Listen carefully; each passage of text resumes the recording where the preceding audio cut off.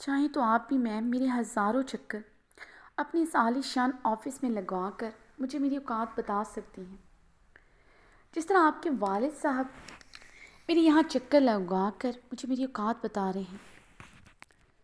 ارحام خان زادہ تنزیہ بولا تھا۔ میں کر دیتی ہوں سائن، اور سنجیدگی سے کہتے ہوئے آگے بڑھتی اپنی کرسی پر بیٹھے فائل کھولتے۔ ارحام خان زادہ کو ایک نظر دیکھا تھا، دوسرے لمحے وہ پین پکڑے ان پیپرز پر سائن کرنے لگی تھی کہ ارحام خان زادہ کا مضبوط ہاتھ اس کے سائن کرتے ہاتھ کو تھام چکا تھا۔ ارحام کا مضبوط بایاں مردانہ ہاتھ اس کے دائیں ہاتھ پر، اس کی گرم سانسیں اس کی کان کی لو پر بکھر رہی تھیں۔ ہور کا ہاتھ اس کی مضبوط مردانہ گرفت میں لرزا تھا، آرز دہکتا تندور بنے تھے۔ سوچ سمجھ کر کیجیے گا میم سائن، یہاں قدم قدم پر دھوکہ دینے والے لوگ ہیں جو اپنے معصوم چہرے کا فائدہ اٹھا کر آپ کا سب کچھ آپ سے چھین لیتے ہیں۔ ہو سکتا ہے میں آپ سے آپ کو ہی لکھوا لوں۔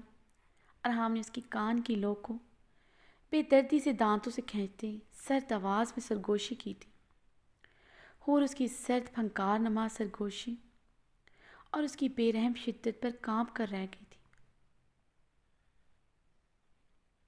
ویسے آپ 6 ماہ پہلے خود کو میرے نام کر چکی ہیں، مگر کل کے آپ کے ہر ایکٹ سے مجھے لگا آپ یہ بھول چکی ہیں کہ آپ کی سانسیں تک میری امانت ہیں۔ ارحام خان زادہ نے اس کی شرٹ کے اندر سے ہاتھ ڈالتے اپنی ٹھنڈی انگلیوں سے بہت بے باکی اور بہت بے رحمی سے اس کی دھڑکنوں کو چھوا تھا، اور اس کی بے باکی پر سرخ قندار ہوتے سے سک اٹھی تھی۔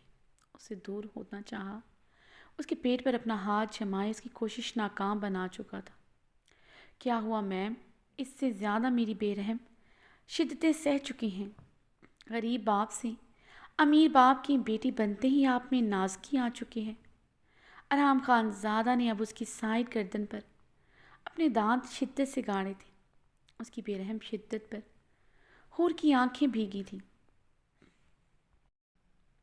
لگتا ہے آپ کا یہ کھیل ہے، معصومیت میں دوسروں کا سب کچھ لوٹ کر مسکرا کر دغا کر جانا۔ ارحام اس کی چیئر گھما کر اس کا رخ اپنی طرف کر چکا تھا، اب اس کی چیئر کے دونوں اطراف میں ہاتھ رکھتے اس پر جھکا اسے سرد نگاہوں سے گھور رہا تھا۔ 6 ماہ پہلے جو میں نے آپ سے چھینا تھا، اس رات کے ایک ایک پل میں آپ نے مجھ سے خراج وصول کیا تھا۔ اس کا ایک ایک لمحہ آج بھی مجھے یاد ہے۔ آپ نے بھی مجھے اپنی شخصیت سے دھوکہ دیا تھا۔ اس رات کیوں میری مدد کی؟ کیوں نہیں مجھے سوات کی اس سڑک پر چھوڑا؟ کیوں نہیں دوسرے مردوں کی طرح مجھ پر غلیظ نگاہیں گاڑی؟ دھوکہ آپ نے بھی دیا تھا۔ اور اس کی آنکھوں میں دیکھتے چیخی تھی،